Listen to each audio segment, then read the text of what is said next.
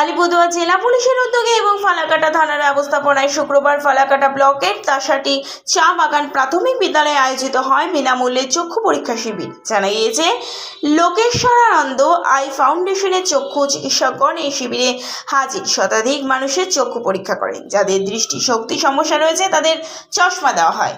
এদিনে এই চক্ষু পরীক্ষা শিবিরে উপস্থিত ছিলেন ফালাকাটা থানার আইসি সমিত তালুকদার, ছিলেন জটেশ্বর পুলিশ ফাঁড়ির ওসি অসীম মজুমদার প্রমুখ। পুলিশ ওই উদ্যোগকে সাধুবাদ জানিয়েছে এলাকাবাসী।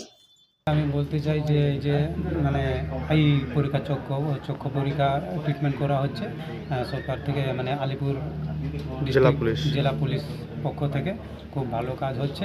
আমাদের এখানকার পাড়ার বৃদ্ধা যত বয়স্ক মহিলারা, ছেলেরা সবাই যাদের চোখের সমস্যা আছে ওরা আসছিল, চোখের ট্রিটমেন্ট করাই এখান থেকে যাচ্ছে।